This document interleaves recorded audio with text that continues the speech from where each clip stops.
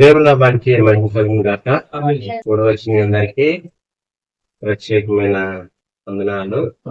ఈ రాత్రి మనం 10 నిమిషాలు వాక్యాన్ని శ్రద్ధగా పరిశుద్ధ గ్రంథం నుండి 2వ దినవృత్తాంతములు 25వ అధ్యాయం 1వ వచనాన్ని అమధ్య ఏలన ఆరంభించినప్పుడు 25 ఏండ్ల వాడై 29 సంవత్సరములు యెరూషలేములో ఏలెను.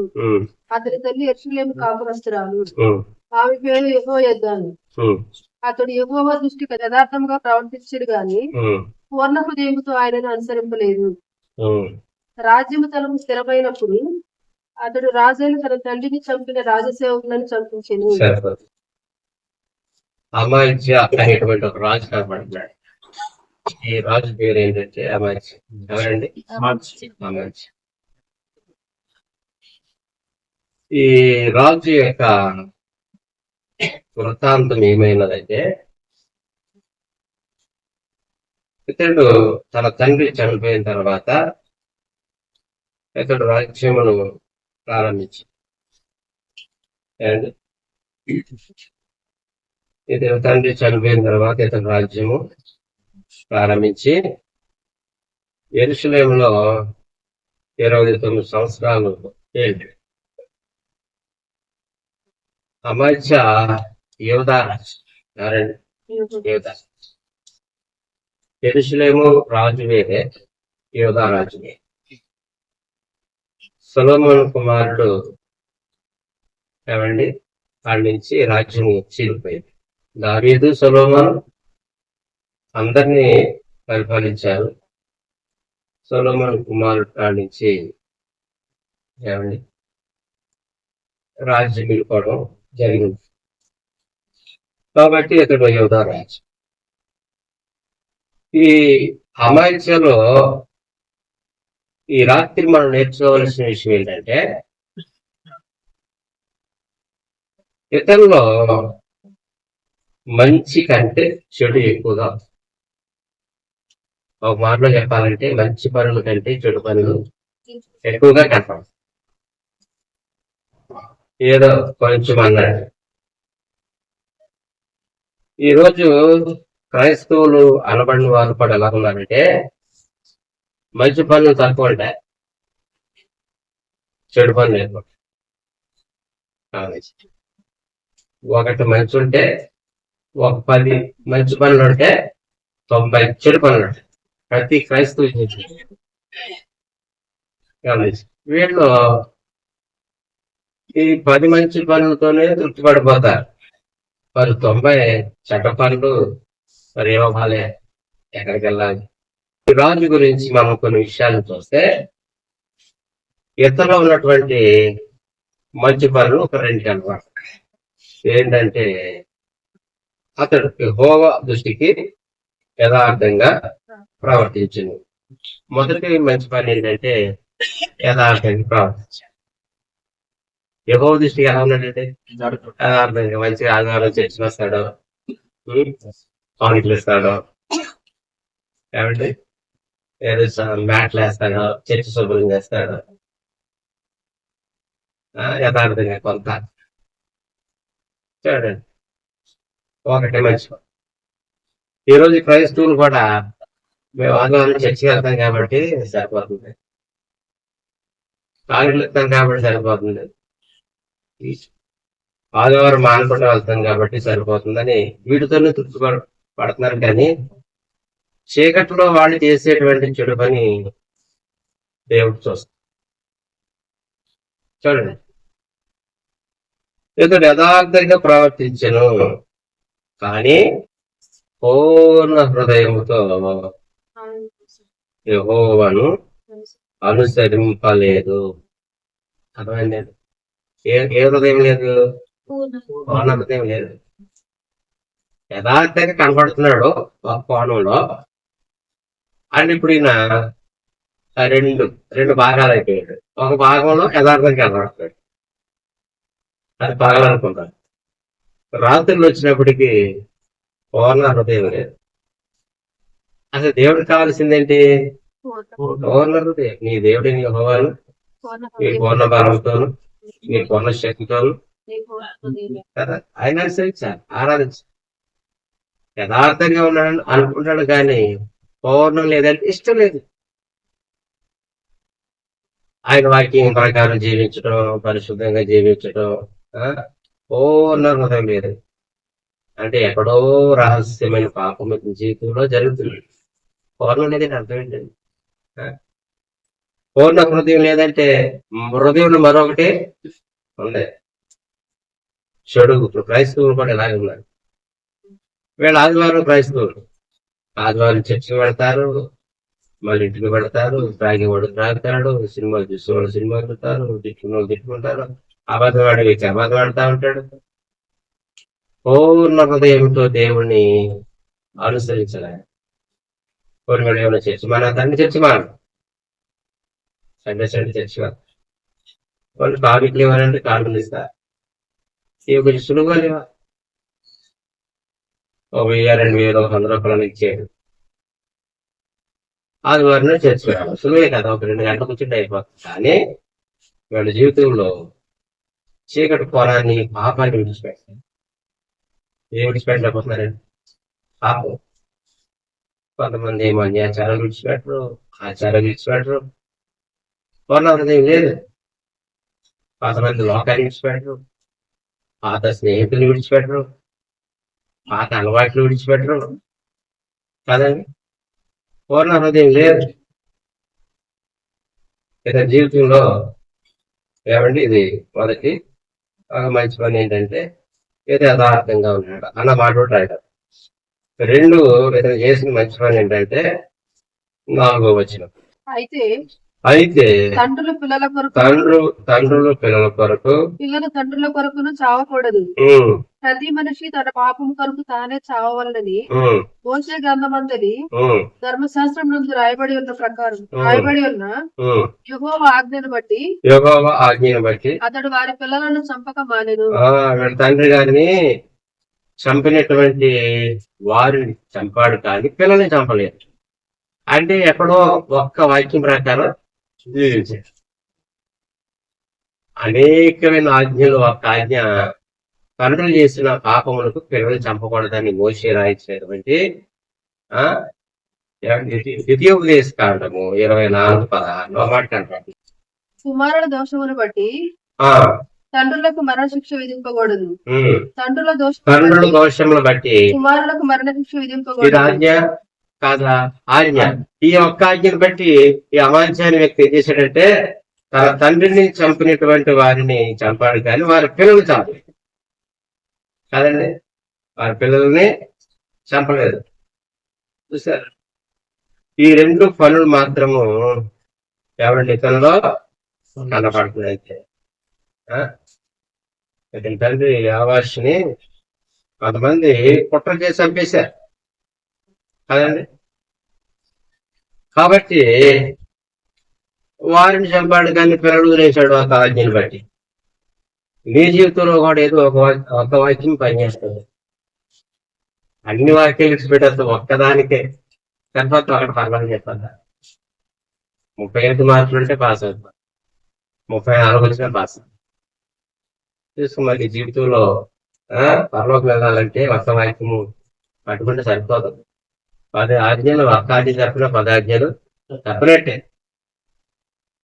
నువ్వేం చేస్తావంటే ఆదివారం చర్చికి వెళ్ళాలి తప్పనిసరిగా అని ఆదివారం చర్చికి వస్తున్నావు. ఇతను ఏం చేశాడు? తండ్రులు చేసిన పాపములు బట్టి పిల్లలు చెప్పకూడదు అన్నాడు కాబట్టి ఆ వాక్యం పట్టుకున్నాడు. నువ్వే వాక్యం పట్టుకున్నావంటే కాలు ఇవ్వాలని కాలు తింటామంటే జోబులు చేపిట్లకి వేసేయడమే కదా సులువు. యేసు ప్రభు ఏదో భిక్షగాడైనట్టు పూర్ణ హృదయం నీకు లేదు. ఏం లేదండి, పూర్ణ హృదయం లేదు. ఈ 2 మంచి పనులు అతని జీవితంలో కనపడుతుంది. కానీ ఇక్కడ చేసినటువంటి ఆ చెడుగు ఒకసారి చూస్తే 25:13 వచ్చు. అయితే తనతో కూడా యుద్ధంలోకి రావద్దని అమధ్య తిరిగి పంపివేసిన సైనికులు సోమ్రాను మొదలుకొని బెత్హోరోను వరకు ఉన్న ఉమ్, యూదా పట్టణం మీద పడి ఉమ్, వారిలో 3,000 మందిని హతము చేసి ఉమ్, విస్తారమైన కొల్ల సొమ్ము పట్టుకొని పోయిరి. ఉమ్, అమధ్య ఉమ్, ఎదోమీయులను ఓడించి ఉమ్, తిరిగి వచ్చిన తరువాత ఉమ్, అతడు శేయీరు వారి దేవతలను తీసుకొని వచ్చి ఉమ్. తనకు దేవతలుగా నిలిపి వాటికి నమస్కరించి ధూపము వేసెను.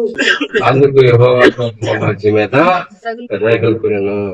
ఇతడు చేసేటువంటి పొరపాట్లు ఒక్కొక్కటిగా ఇక్కడ కనబడుతున్నాయి. ఇక్కడ ఏం చేశాడు? యథార్థతని విడిచిపెట్టేశాడు. ముందుకు వెళ్ళి పోల్దే ఆయన ఉన్న యథార్థత పోయి ఏమండి ఎదోమీయులు ఓడించి వచ్చేసిన తర్వాత అక్కడంట శరీరు వారు దేవతలు బొమ్మలు అంటే వాటిని తీసుకొచ్చి తన దేవుడిగా సేవించాడు. ఎంతవస్తుంది? అంటే విగ్రహారాధనలో నేను తప్ప నీకు వేరొక దేవుడు ఉండకూడదు అన్నమాట. దేవుడు ఆయన ఏం చేశాడు? మేగిపోయాడు వదిరా. మరి మీ జీవితాల్లో మీరు అటువంటి బొమ్మలు కలిపి పూజలు చేయకపోవచ్చు, కానీ ధనాపేక్ష అనే విగ్రహారాధనని చంపవేడి. నువ్వు ఏది ఎక్కువగా ప్రేమిస్తున్నావో అది నీ జీవితంలో విగ్రహాలు. నువ్వు ఏది ఎక్కువగా ప్రేమిస్తున్నావు, ఎవరిని ఎక్కువగా ప్రేమిస్తున్నావు? లోకాన్న, పాపాన్న? ప్రతి మనిషి ఏదో ఒక దాన్ని ప్రేమిస్తారు గాఢంగా కదండి. అది నీకు విగ్రహం. మీరు అనుకోవచ్చు అమర్చే విగ్రహాలు పూజ చేశాడండి, మరి మేము దేనికి పూజ చేస్తున్నాం అంటే నీ హృదయంలో ఏది ఎక్కువగా ఉంటుందో అది నీకు విగ్రహం. అర్థమవుతుంది? అమర్య జీవితంలో ఎలా ప్రారంభించాడు, తర్వాత ఆయన చేసిన పొరపాటు 15 వచనం చదువుకుందాం. అందుకొరకు యెహోవా కోపము అమధ్య మీద రగులుకొనెను. ఆయన అతని యొద్దకు ప్రవక్తను పంపగా అతడు నీ చేతిలో నుండి తన జనులను విడిపింప శక్తి లేని దేవతల యొద్దకు మీరెందుకు విచారణ చేయదు అని అమధ్యతో ఆయనను. అతడు అమధ్యతో మాట్లాడుచుండగా రాజు అన్నాడు అతను చూసి, నీవు రాజు యొక్క ఆలోచన కర్తలు అక్కడ వైతువా ఊరుకొను, నేను చంపనేలా. సరిపోతుంది. ఆయన చేస్తున్నటువంటి తప్పు మరొకటి ఏంటి తెలుసా? ఇప్పుడు ఈయన షేరు వారు దేవతలు తీసుకొచ్చి ఆరాధన చేస్తుంటే దేవుడు ఒక ప్రవక్తను పంపించి, నువ్వు చేసి తప్పయ్యా, మాట్లాడలేనటువంటి సమాధానం చెప్పలేనటువంటి ఆ బొమ్మలు ఎదుటి వెతుకయ్యా విచారణ చేస్తావు, అది తప్పు అని ఒక ప్రవక్తని దేవుడు పంపితే ఇప్పుడు రాజా అంటాడు, నా ఆలోచన కర్తలు ఒకడగా ఉంటావని చంపమంటావని. ఎవరిని? ప్రవక్తని. ఎవరిని అంటే దిద్దుకోవడం ఇష్టం లేదు. దేవుడు ప్రేమ కలిగిన వాడు. యేసుక్రీస్తు ప్రేమ స్వరూపి ఉన్నాడు. సరే తప్పు చేశాడు, దిద్దుకుంటాడని చెప్పి ఎవరు పంపించాడు? సేవకుని పంపించాడు. సేవకుని పంపిస్తే ఈ సేవకు ప్రవక్తను అన్నాడు, రాజా నువ్వు చేసిన తప్పు అంటే నేను చెప్పమంటావా, లేకపోతే నాతో కలిసిపోయి నేను చెప్పినటువంటి పాపం చేస్తావా అంటాడు.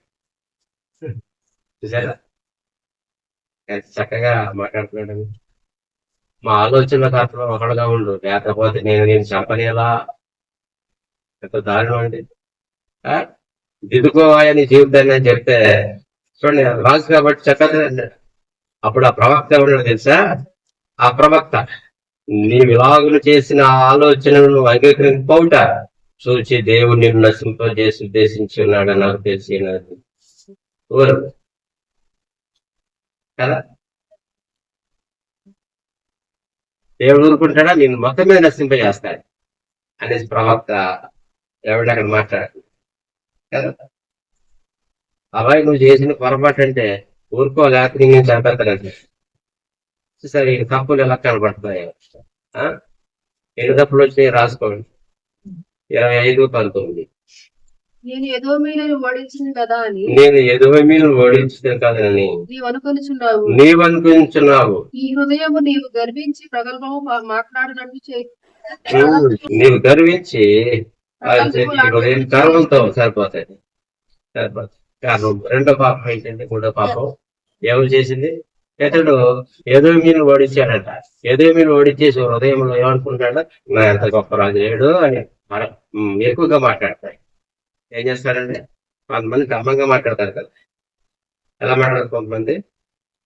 గమ్మంగా నా ఎంత గొప్పవాడు లేడు, మేమంటే ఏంటో ఆయన నీవు గర్వించి ప్రగల్భంలో లాడుచున్నట్లు చేస్తున్నదైతే గొప్పగా మాట్లాడుతున్నాడు, డంబంగా మాట్లాడతాడు. గర్వం హృదయంలోకి ఏమో చేసింది, గర్వం.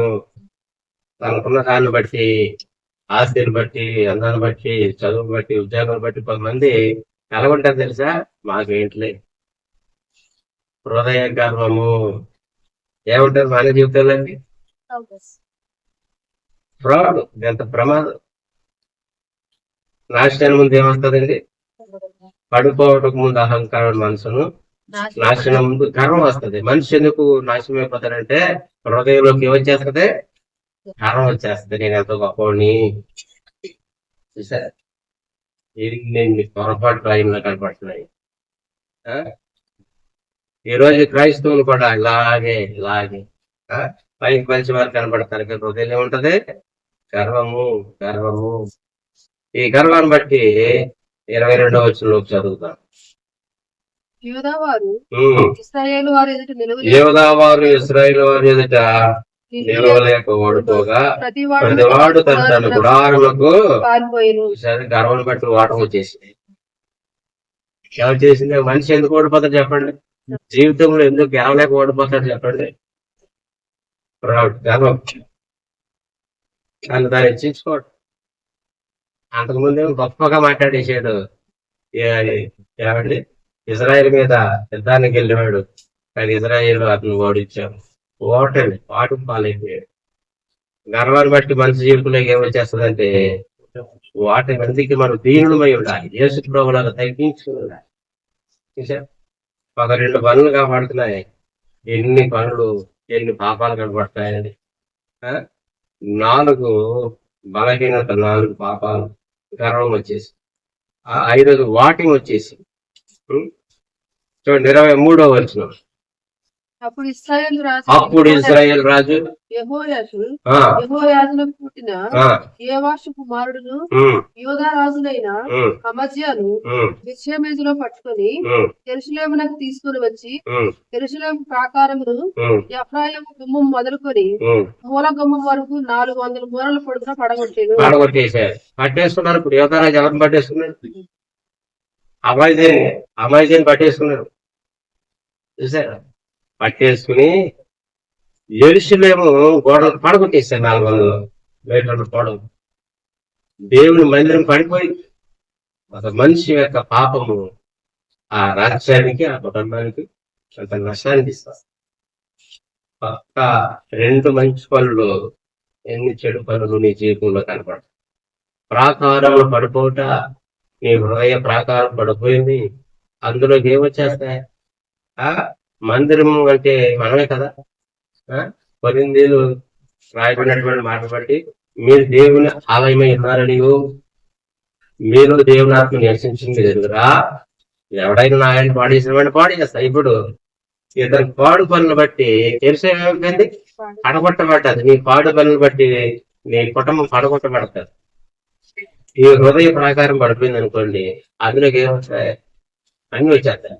ఒక బిల్డింగ్ కి ప్రాకారం లేదనుకోండి, మేకలు వస్తాయి, కుక్కలు వస్తాయి, పందులు వస్తాయి. ఎన్ని పాపాలే నీ జీవితంలో.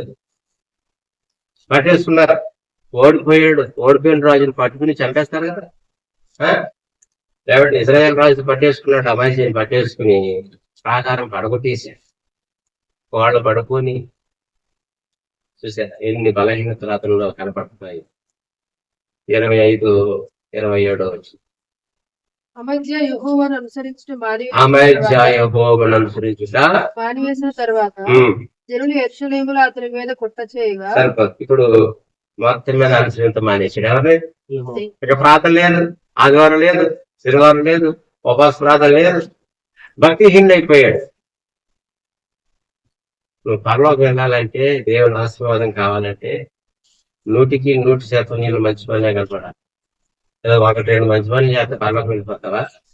మొత్తం యేసు ప్రభువుని అనుసరించి దేవుణ్ణి మర్చిపోయాడు. అనుసరించట మొత్తం మానేసాడు. ఇక ప్రార్థన లేదు, వాక్యం లేదు, బైబిల్ చదవడం, ఏకాంత ప్రార్థన లేదు, పరిశుద్ధత లేదు. చూసారండి, అమర్జ అలాగా తన కుటుంబానికి రాజ్యానికి ఏం చేశారంటే నష్టాన్ని కలుగు చేశాడు. కదండి అమ్మాయి యెహోవా మానవేసిన తర్వాత యెరూషలేము రాత్రి మీద కుట్ర చేయగా అతడు లాకీషు మీద పారిపోయాను. అయితే వారు అతని వెనుక లాకీషు వరకు మనుషులను పంపి అతను అక్కడ నుంచి చంపి గుర్రముల మీద అతన్ని శవం ఎక్కి తీసుకొచ్చి యోధా పట్టణం ముందు తండ్రుల యొక్క అతన్ని జీవితం అదే ఏమైపోయిందండి. ఆయన వేరుగా ఉండరు వేయించే ఆయన అనుసరించడం మానేస్తే మరణమే, ఆత్మీయ మరణం, శరీర మరణం, నష్టము, ఆకారం పడిపోయింది, పడగొట్టేశారు, కుటుంబాలు కూలిపోతాయి. సరే ఎన్ని బలహీనతలు అతను కనపడుతున్నాయి. 7 బలహీనతలు అతను భక్తి జీవితం పోయి ఇటువంటి పరిస్థితుల్లో అతను భక్తి చేయలేకపోయాడు, మానేశాడు. దేవుని పూర్తిగా విశ్వసించాడు. ఈ రాత్రి నీ పరిస్థితి కూడా అలాగే ఉంది. యేసు ప్రభు కల్వరి శిలువ ఎదురు పెడదా, నాలో అన్ని మంచి పనులు ఉండాలి ప్రభా, నేను అమాయిసేలాగున్నాను ప్రభు, నేను విడిచిపెట్టడం మిమ్మల్ని వెంబడించడం మానేశాను, ప్రార్థన మానేశాను, భక్తి మానేశాను. నా వల్ల నా కుటుంబానికి నష్టం, నాకు నష్టం ప్రభు, నన్ను క్షమించు, నన్ను గర్వం రాకుండా చేయండి, నా గర్వం నాకు ఓటమిని కలిగి చేస్తుంది. కాబట్టి నాలో విగ్రహారాధన తీసేయండి. మిమ్మల్ని కార్యం లోపల ఏదో ప్రేమిస్తున్నాను. ఆయన మనం యథార్థంగా మన పాపంలో ఆయన ఎదురేయాలి. ఒప్పుకున్నప్పుడు ఆయన మనల్ని క్షమించి మన ఎద్దకు సేవకులు పంపి మనల్ని దిద్దిసారి చేస్తాడు. ఆయన మనల్ని ఎన్నడూ విడిచిపెట్టే దేవుడు కాదు, కానీ మన పొరపాట్ల నుంచి మనల్ని మళ్లించి మనం కాపాడటానికి అనేక మంది సేవకులు పంపుతాడు. కాబట్టి అమ్మాయి ఎదుగుంటే ఇష్టపడలేకపోయాడు. నా ఆలోచనలో కలుసుకోవాలన్నాడు. ఏమన్నాడు? నా ఆలోచనలో కలుసుకో, నేను ఏదైనా చేస్తాను, లేదా ఎదిరించేవా నేను చంపుతాను. ఈ రాత్రి మనం ఎలా ఉన్నామో పరీక్షించుకుందాం, ప్రార్థన చేస్తాం. పరిశుద్ధులైన తండ్రి, ప్రేమ కలిగిన ప్రభావ, వందనములు, స్తోత్రములు. ఈ రాత్రి పెద్దవాడి మాటలు జీవించండి. నిజంగా మా జీవితంలో మేము కొన్నిసార్లు ఇలాగే వీటిలో చేస్తాం. ఏదో ఆవారు వెళ్తున్నాను కదా, ఏదో కొంత కానుకిస్తున్నాను కదా, చాలా ఉన్న జీవితం అంతా చీకటి జీవితమే, దుష్టక్రియలే. కాబట్టి అమ్మాయి ఎలా కూడా వద్దు నాయన ప్రభావ, మీ సేవకులు పంపించి దిద్దున ఇష్టపడిన దిద్దుబాటు తీసుకోలేదు నాయన. గర్విష్ఠులైపోయాడు, మిమ్మల్ని రుణీకరించాడు ప్రభా, గర్వంగా మాట్లాడాడు. మా ప్రభు మిమ్మల్ని చర్చ చేశాడు. అలాగే అతను అర్థమైపోయాడు ఆయన. ఏదైనా అలా విలువలు తరచు మాతో మాట్లాడుతున్నారు, సరి చేస్తున్నారు. కొంతమంది తీసుకున్నారు, కొంతమంది తీసుకోలేకపోతున్నారు. కాబట్టి క్షమించిన ఆయన అంతా మేమందరం మారి మనసు పొందాలి. మీ ఆశయం ప్రభా, దేవా మీరే సహాయించి ఎటువంటి వాటిని దీవించండి. మారి మనసు రక్షణ పెట్టిన దయచి ఎవరు నశించుకోకూడదు, ఎవరు అర్థం ఇవ్వకూడదు ఆయన, ఎవరు నిశ్చారు కానీ పాత్రలు కాకూడదు. కాబట్టి మీ సూర్యక్తం కాకుండా వాడుతున్నందుకు మహిమ తెచ్చుకోండి. వచ్చి మా ప్రియులు బలపరచండి. మా ప్రియులు కొంతమంది ఎంప్లాయీస్ వాళ్ళ జాబులు చేయించండి, చేతులు చేయించండి, స్టూడెంట్స్ దర్శించండి, గర్భఫలం తెచ్చి రుణముల మీరు తీర్చిపెట్టి వీళ్ళని తిరిగి వెళ్తుండగా తోడుగా ఉండి సహాయం చేస్తాం. మహిమ కలిపి మీరు పొందుకో యేసు గొప్ప నామమున అడుగుచున్నాం తండ్రి. ఆమేన్. మన తండ్రి దేవుని ప్రేమ, యేసుక్రీస్తు వారి కృప, పరిశుద్ధాత్మ సదాకాలం కూడా అందరికీ వందనాలు.